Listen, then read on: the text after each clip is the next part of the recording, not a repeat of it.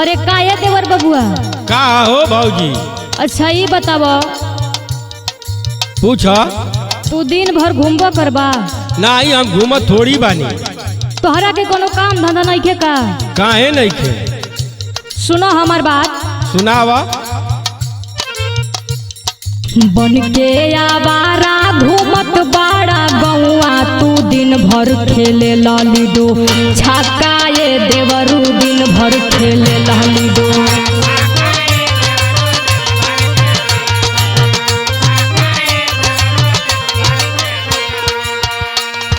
लइकन के संगे देखी लीडो छक्का, तू बुझली हमर दाई पाका ये भौजी।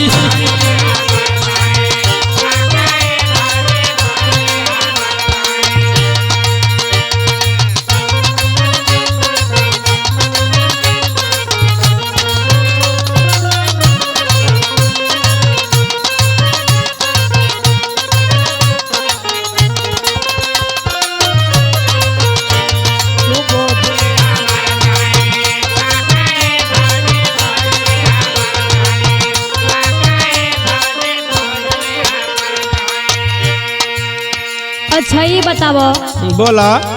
अपने आप के मरद पक्का बुझता रह? हाँ, बुझते बानी। दिन भर लफुअन के संगे घूमबो? नहीं, घूमत थोड़ी है। अगर मरद पक्का हुआ हाँ, तो चिंता रहेला। चिंता बटले बा, कहाँ चिंता नहीं है। सुनो सुनो, हाँ, बोला। तोहरा के एगो उपाय बता बतानी। बताओ। सुनो, भैया के संगे जा बहरा कमाए। सुनो तारा ना? हाँ हाँ, सुना तनी। आय और सुनो। हाँ, बोला। घरवा के काम देवरू हम ही चलाए। ठीक है बा, ठीक है बा।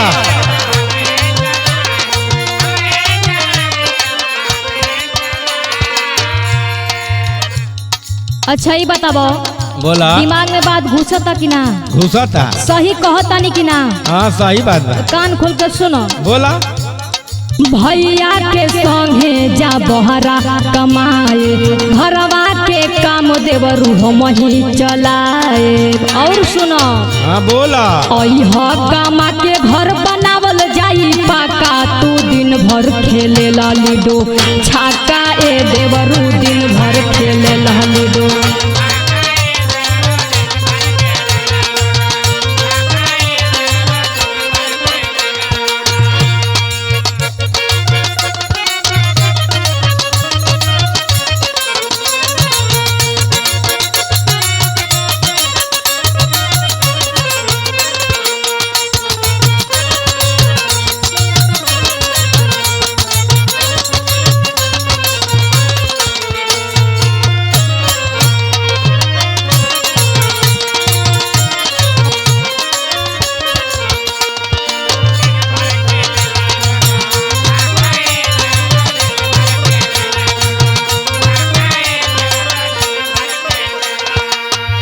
सुना भौजी, का हो? तू कहत रू हमके बाहरा कमाई जाए के ना, तो सुन ला हमार बात। का कहता रे? बोलो। भैया के संगे ना बाहर हम जाई,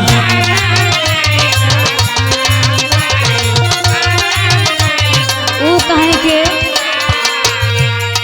कवनो रोजगार भौजी यही जे फैलाई। अच्छा, मने रोजगार खोजता रह। हाँ हाँ, सुना तरू ना? एकदम सुनतानी। बेचब हम बालटा के दूध हमारा भौजी, तू बुझली हमर दही पाका ये भौजी। बूझ गनी मरद पक्का बड़ो, लेकिन दिन भर लफुअन के संगे खेलत रह। तू दिन भर खेले लूडो छक्का, ए देवरू दिन भर खेले लूडो। तू बुझली हमर दही पाका ये भौजी।